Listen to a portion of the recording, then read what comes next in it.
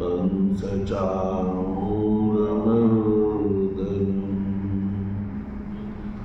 देवकी परमानन्दम् कृष्णं वन्दे जगद्गुरुम् मूकं करोति वाचालम् पङ्गुं लङ्घयते गिरिं यत्कृपातमं वन्दे परमानन्दमाधवम्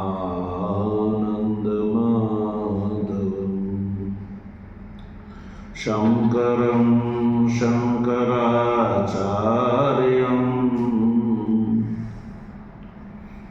केशवं बादरायणं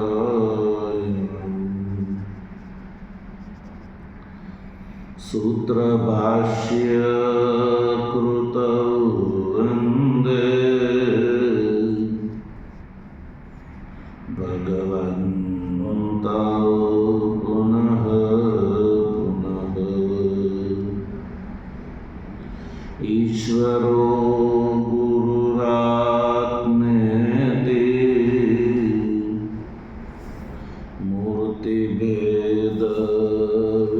मूर्तिभेदविभागिने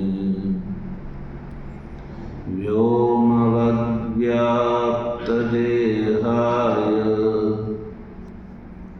दक्षिणामूर्तये नमः।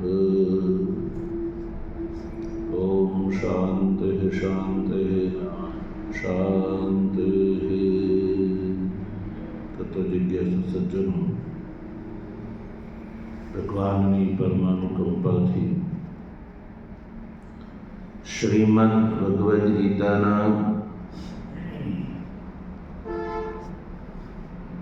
શાંકર ભાષ્ય સહિત વિચાર કરી રહ્યા છીએ. વિચાર ક્રમમાં સૌપ્રથમ મંગલાચરણ ઉદ્ગાદ ભાષ્ય, તદનંતર अर्जुन विषाद योग नामक प्रथम अध्याय एवं द्वितीय अध्यायना प्रथम 6 श्लोक सुधी આપણે ગઈકાલે વિચાર કરી ચૂક્યા.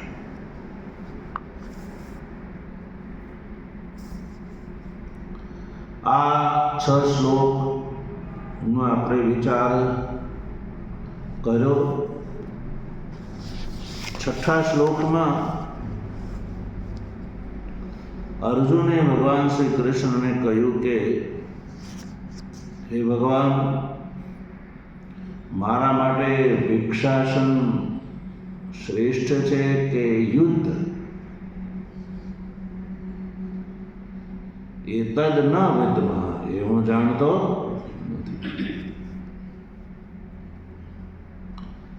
અને તમારા કહેવાથી હું યુદ્ધ કરું તો એ અમને જીતી લેશે કે અમે એને જીતી લેશું? એ તદપી ન વિદ્મઃ, એ પણ અમે જાણતા.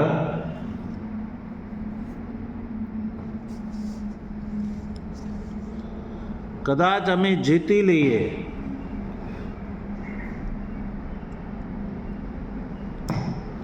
तो यानेव हत्वा न जिजीविषामः.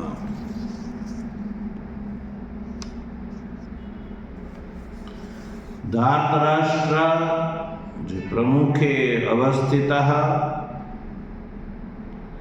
यान हत्वा न जिजीविषामः. युद्धમાં ધૃતરાષ્ટ્રના પુત્રોને મારીને અમે જીવવાની ઈચ્છા રાખતા નથી.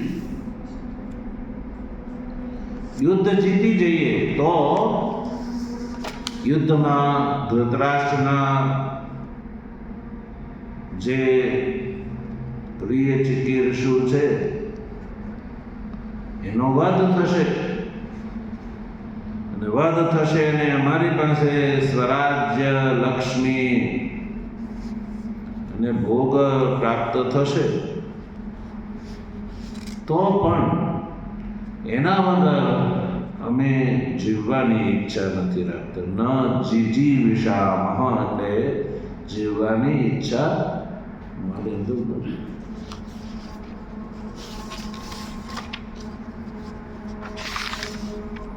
તો આ રીતે સજ્જનો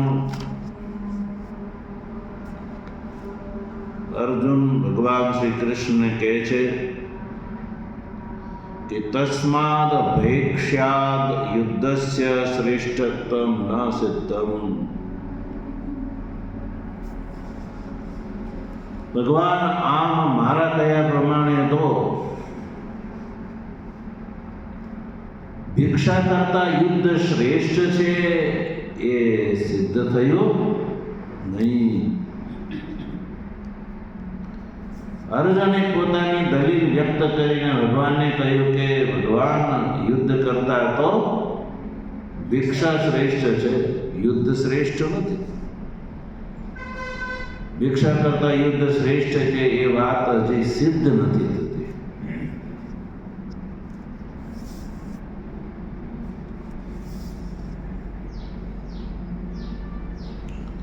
સાતમા શ્લોકમાં અર્જુન ખુદ ભગવાનની શરણાગતિ સ્વીકારે છે.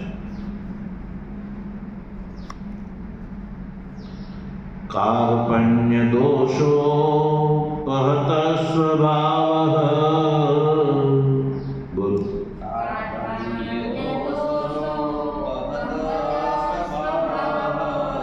પૃચ્છામિ ત્વાં ધર્મ સમ્મૂઢ ચેતા.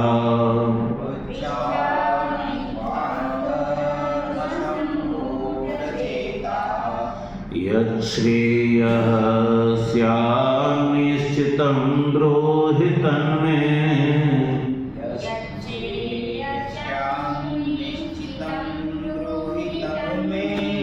શિષ્યસ્તેહં શાધિ માં ત્વાં પ્રપન્નં.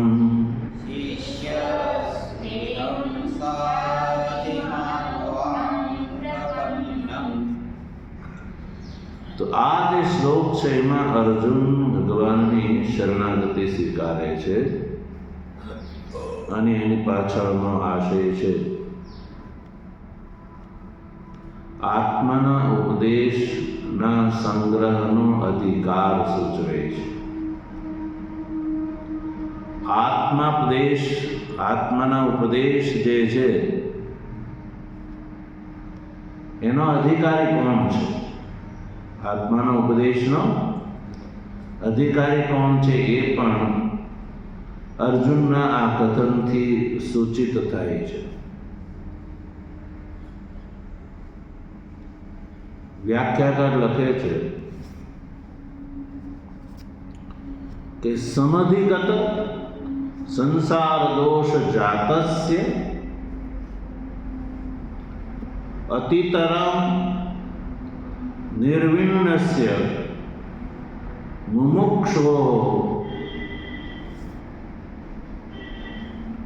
ઉપસન્નસ્ય આત્મોપદેશ સંગ્રહણે અધિકારં સૂચયતિ કાર્પણ્ય ઇતિ. વ્યાખ્યાકાર આનંદગીરીજી આ શ્લોકના માધ્યમથી એવું કહે છે કે અર્જુનનો આત્માના ઉપદેશના સંગ્રહમાં અધિકાર સૂચિત થાય છે. કારણ કે આત્માપદેશનો અધિકારી કોણ હોય છે?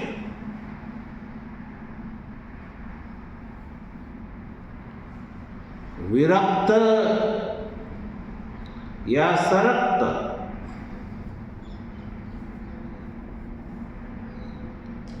તો બ્રહ્મસૂત્રમાં ભગવાન સૂત્રકારના કયા અનુસાર અથા તો બ્રહ્મ જિજ્ઞાસા એ સૂત્રમાં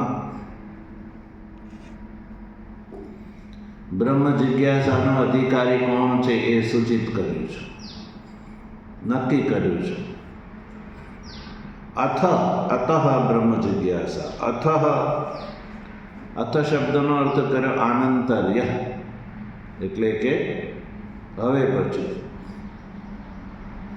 અને અતઃ એટલે કે સંસારની અંદર જેને દોષ દેખાય છે, સંસાર જે છે એ દોષથી યુક્ત છે, મિથ્યા છે, એટલે બ્રહ્મ જિજ્ઞાસા કર્તવ્યા.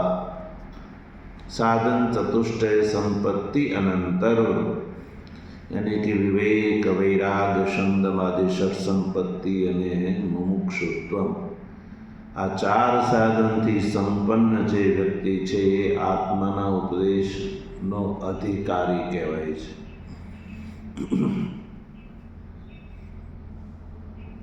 વ્યાખ્યાકાર અર્જુનના કથનથી આ વાત ઉકેરીને બતાવે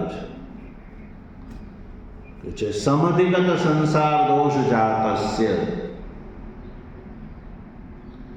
સંસારની અંદર જેને દોષ બુદ્ધિ છે એ વાત અધિગત થઈ ગઈ છે, સમજાઈ ગઈ છે. સંસાર છે એ સર્વથા દોષયુક્ત છે એ વાત જેને સમજાઈ ગઈ છે. સમધિગત એટલે સમજાઈ ગઈ છે. અતિતરામ નિર્વિણ્ણસ્ય એટલે સંસારથી જે વિરક્ત છે. સંસારથી વિરક્ત વ્યક્તિ ક્યારે થઈ શકે છે? કે સંસારની અંદર જેને દોષનું દર્શન થાય છે એવો વ્યક્તિ જે છે એ સંસારથી વિરક્ત, નિર્વિન્ન થઈ જાય. નિર્વિન્ન થવું એટલે દુઃખી થઈ જવું, સંસારથી દુઃખી થઈ જવું.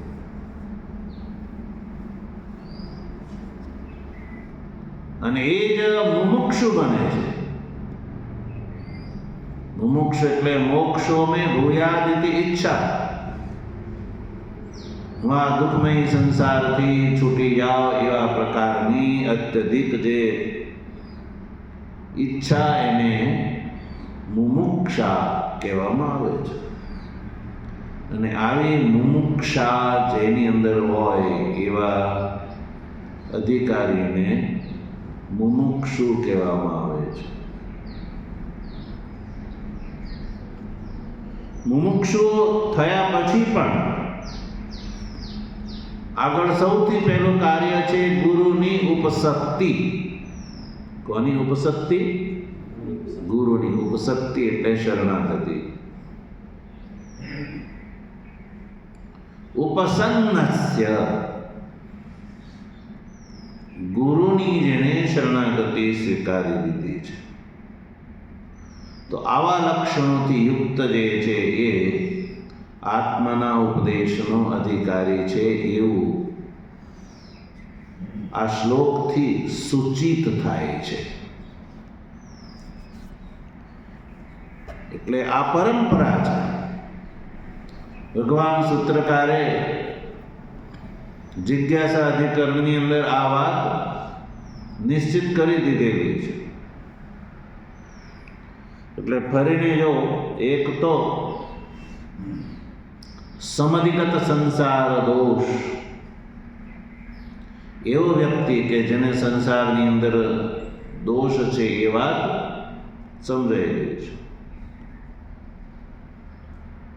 પછી અતિતરામ નિર્વિન્નસ્ય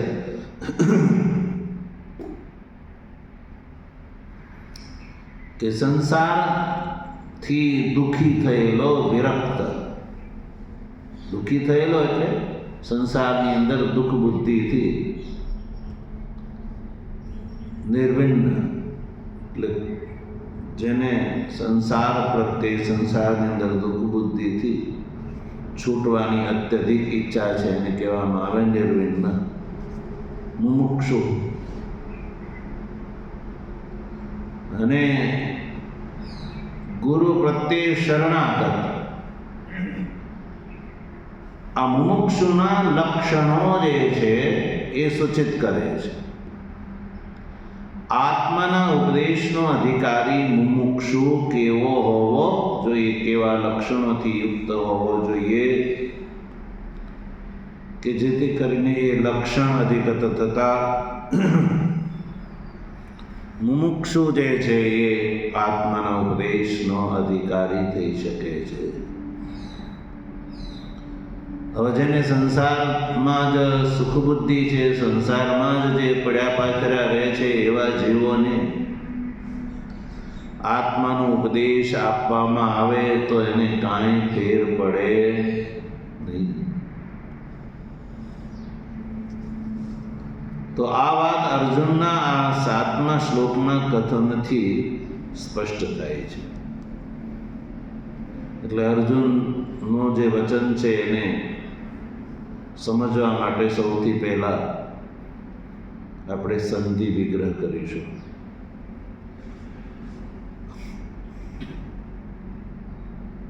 કાર્પણ્ય દોષોપહત સ્વભાવ એ એક સમસ્ત પદ છે.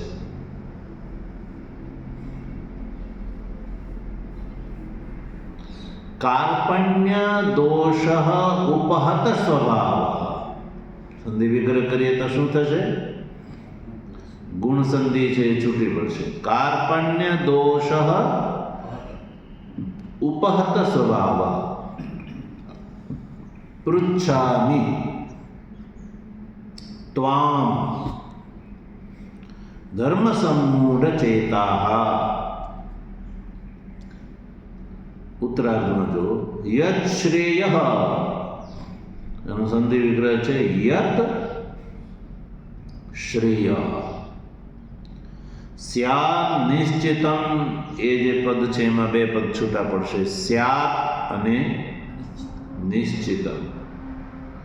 બ્રૂહી તન્મે, એ તન્મે એમાં 2 પદ છૂટા પડશે, તત અને મે. શિષ્યસ્તેહમ, શિષ્ય તે અને અહમ. શાદી મામ ત્વામ પ્રપન્નમ.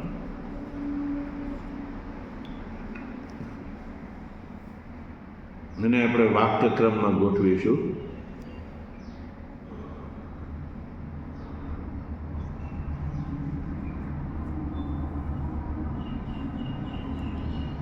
સૌથી પહેલા અહમને ગ્રહણ કરો. અહમ પદ છે ને,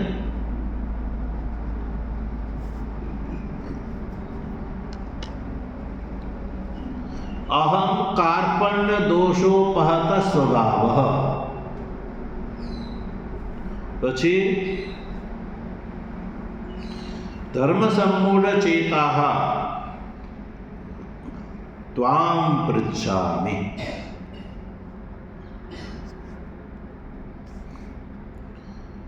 મે યત શ્રેયઃ સ્યાત નિશ્ચિતમ તન્મે બ્રૂહિ.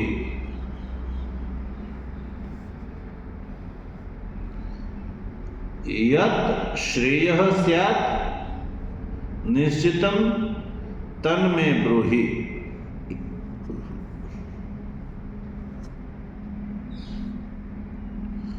તે શિષ્યઃ ત્વામ પ્રપન્નમ મામ શાદી. અર્જુનનું કથન સમજવા માટે સૌથી પહેલા અર્જુન પોતાને કેવા લક્ષણથી યુક્ત બતાવે છે?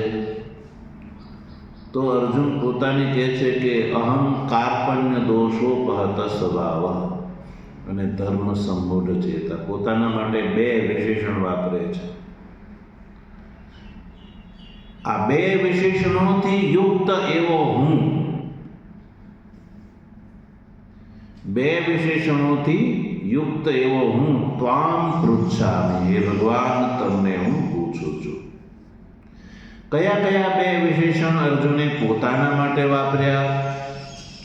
તો કયું? કાર્પણ્ય દોષ ઉપહત સ્વભાવ. એક, અર્જુન પોતાને કહે છે કે હું કાર્પણ્ય દોષથી ઢંકાઈ ગયેલા સ્વભાવવાળો, પોતાને કાર્પણ્ય દોષથી ઢંકાઈ ગયેલા સ્વભાવવાળો પોતાને અર્જુન કહે છે. કહે છે કે આવા સ્વભાવથી, કાર્પણ્ય દોષથી ઢંકાઈ ગયેલા સ્વભાવવાળો હું એ ભગવાન તમને પૂછું છું. પછી કેવો? તો કહ્યું ધર્મ સમૂઢ ચેતા અહં ત્વામ પૃચ્છામિ. તો આ કાર્પણ્ય દોષ એ શું છે એને આપણે જોઈએ.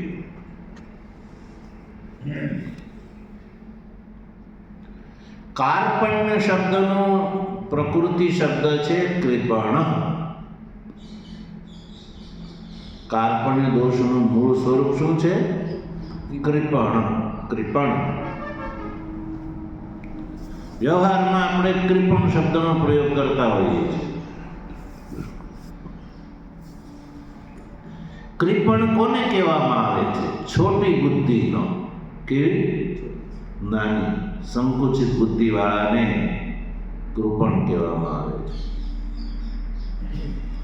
ભગવાન શ્રી કૃષ્ણ ગીતાના બીજા અધ્યાયમાં એવું કહે છે, કૃપણા ફલ હેતવ. ફળને ધ્યાનમાં રાખીને જે કર્મ કરે છે એને ભગવાન કૃપણ કહે છે. કૃપણ કહો, કૃપણ કહો એક વાત છે. ભગવાન વાચકા આ બીજા અધ્યાયમાં કૃપણા ફલ હેતવ એ શ્લોકમાં જે કૃપણ શબ્દનું ભાષ્ય કરતી વખતે એમણે કૃપણનું સ્વરૂપ બતાવ્યું છે કે યો અલ્પામ સ્વલ્પામ અપી સ્વક્ષતિમ ન ક્ષમતે સકૃપણ. કોને કૃપણ કહેવામાં આવે છે? કે જે પોતાનું થોડું પણ નુકસાન સહન ન કરી શકે. અલ્પામ સ્વલ્પામ અપી સ્વક્ષતિમ ન ક્ષમતે.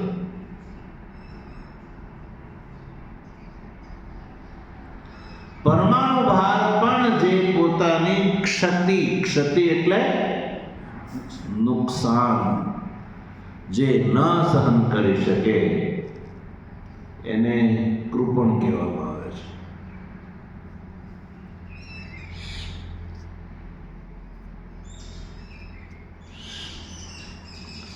તો એ દ્રષ્ટિથી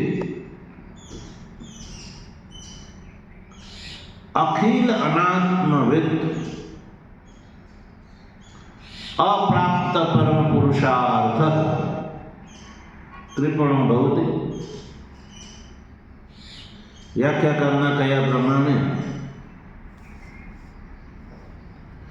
જે અનાત્મવિદ છે, આત્માને જે નથી જાણતો, અનાત્માને જે જાણે છે, અપ્રાપ્ત પરમ પુરુષાર્થ જેને પ્રાપ્ત નથી કર્યો, તો એવો વ્યક્તિ જે છે એ કૃપણ છે.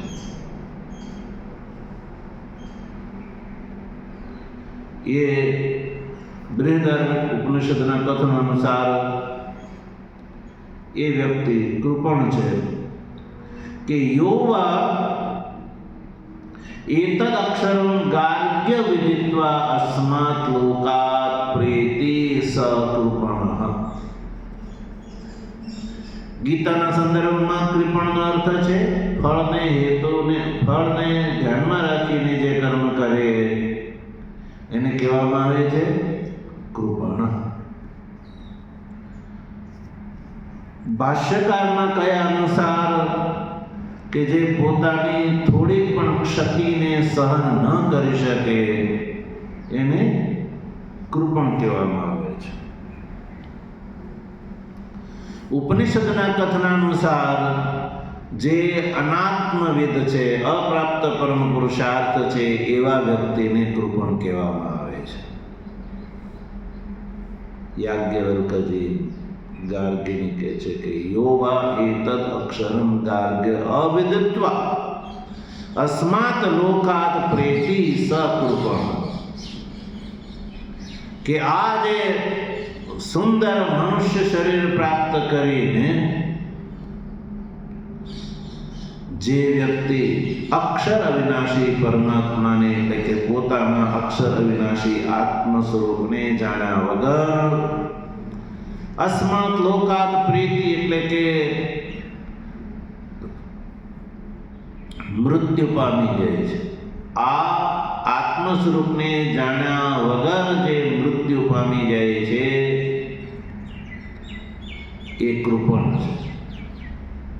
તો આ ઉપનિષદના કથનાનુસાર કૃપણ એ છે જે અનાત્મવિદ છે અને અપ્રાપ્ત પરમ પુરુષાર્થ.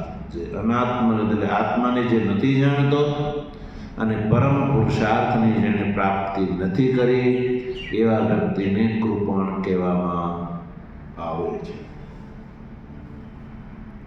તો આ તો કૃપણ શબ્દનો અર્થ કરો શ્રુતિ અને સ્મૃતિ અનુસાર. તો કૃપણના ભાવને કાર્પણ્ય કહેવામાં આવે છે. કૃપણના ભાવને તસ્ય ભાવ કાર્પણ્યમ, કૃપણતાના ભાવને કાર્પણ્ય કહેવામાં આવે છે. કાર્પણ્યમ શબ્દનો સીધો અર્થ થયો દૈન્યમ. કાર્પણ્યમ દૈન્યમ એટલે દીન ભાવ. કાર્પણ્ય શબ્દનો અર્થ થયો દીન ભાવ. તો કાર્પણ્ય દોષ એટલે દીનતા. દીનતા એ શું છે? દોષ છે કે ગુણ છે? બોલો. દીનતા એ દોષ. એટલે તેન દોષેન ઉપહત. ઉપહત એટલે કે દૂષિત સ્વભાવ. કાર્પણ્ય દોષથી મારો જે સ્વભાવ છે એ ઉપહત. ઉપહત શબ્દનો અર્થ છે ઢંકાયેલો અથવા દૂષિત. કાર્પણ્ય દોષથી દૂષિત સ્વભાવ છે. સ્વભાવ એટલે ચિત્ત. સ્વભાવનો અર્થ છે ચિત્ત. એટલે કાર્પણ્ય દોષથી દૂષિત સ્વભાવ છે, દૂષિત ચિત્ત છે મારું. એટલે હું કાર્પણ્ય દોષથી હું દૂષિત છું. મારું ચિત્ત જે છે એ કાર્પણ્ય દોષથી દૂષિત થયેલું છે. એવો હું એટલે કાર્પણ્ય દોષવાળો હું. સોહમ ત્વામ પૃચ્છામિ. હે ભગવાન, હું તમને પૂછું છું. પૃચ્છામિ તમને પૂછું છું. ચાલો એક દોષ પોતાનો અર્જુને પોતાનો બતાવ્યો. બીજો દોષ છે ધર્મ સંમૂઢ ચેતા. અર્જુન પોતાને એક બીજું વિશેષણ પોતાના માટે વાપરે છે, ધર્મ સંમૂઢ ચેતા. તો એનો અર્થ જોઈએ.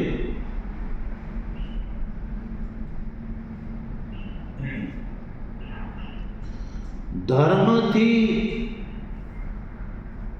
ધર્મ વિષયમાં સંમૂઢ છે ચિત્ત જેનું. ધર્મના વિષયમાં સંમૂઢ ચિત્ત છે જેનું, એવા વ્યક્તિને કહેવામાં આવે છે ધર્મ સંમૂઢ ચેતા.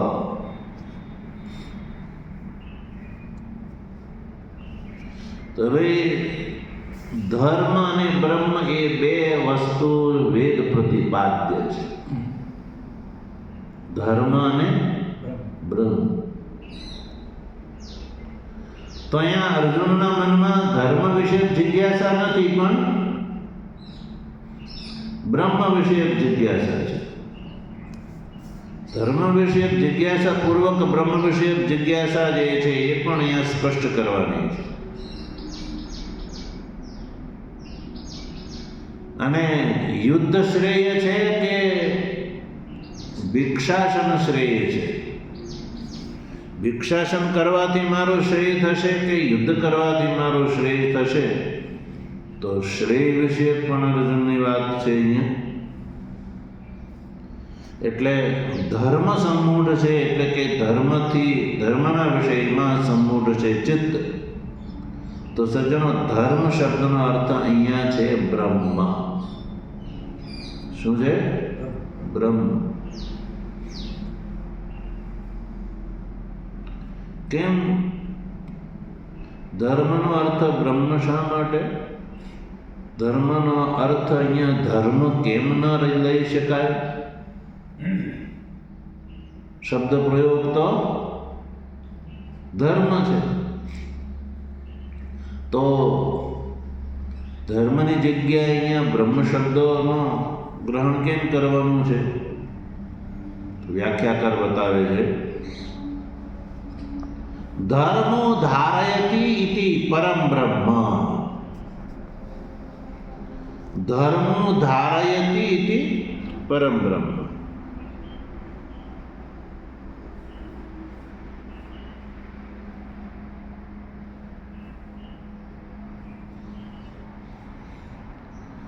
ધર્મને જે ધારણ કરે છે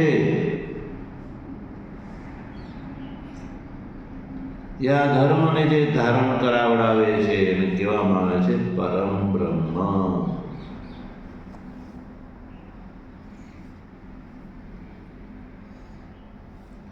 જો ગીતા શાસ્ત્રનું પરમ તાત્પર્ય છે આત્મદર્શન, ધર્મ નથી. શું છે?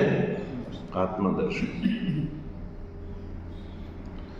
અને આ ગીતા શાસ્ત્રનું પરમ તાત્પર્ય જે વિષય આત્મદર્શન છે એમાં અધિકારનું સૂચન કરવાનું છે. તો અધિકારનું સૂચનમાં ઉપયોગી છે કાર્પણ્ય પદ, અનાત્મવિત્ત, લક્ષણ, દૈન્ય, એ રીતે વ્યાખ્યાન કરી. અને ધર્મ સમૂઢ ચેતઃ પદ જે છે એ પણ એ અનુસાર જ વ્યાખ્યાન કરવું જોઈએ કે નહીં? કાર્પણ્ય દોષ, પહત સ્વભાવ ઇત્યાદિમાં આત્મદર્શનમાં જે અધિકાર છે એ સૂચિત કરવામાં આવે. અને પછી ધર્મ શબ્દનો અર્થ ધર્મ, તો પછી એ અસંગત થઈ જાય છે.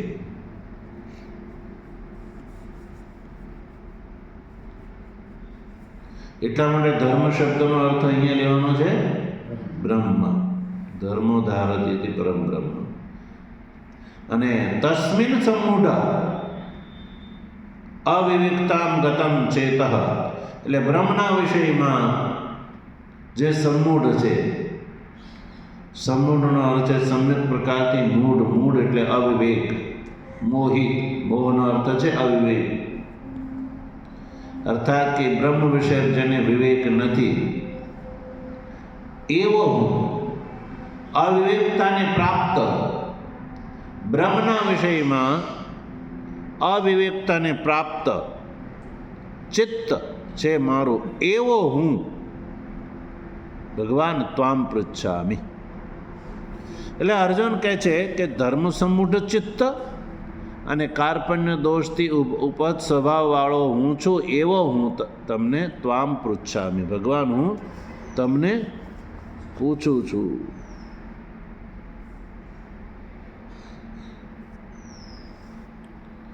તો પ્રશ્ન ઊભો થાય, શું પૂછો છો? કેમ પૃચ્છસે? તો એ વાત આ શ્લોકના ઉત્તરાર્ધમાં બતાવે છે.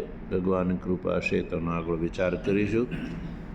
ઓમ વસુદેવ સુતમ દેવમ કંસચાણૂરમર્દનમ દેવકી પરમાનંદ કૃષ્ણં વંદે જગદ્ગુરુમ મૂકં કરોતિ વાચાલં પંગું લંઘયતે ગિરિં યત્કૃપાં તમહં વંદે પરમાનંદ માધવં शङ्करं शङ्कराचार्यं केशवं बादरायणं सूत्रभाष्यकृतौ वन्दे भगवन्तौ पुनः पुनः।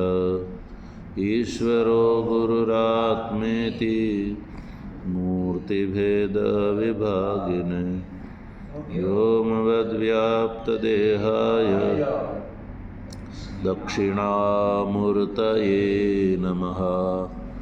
ॐ शान्तिः शान्तिः शान्तिः।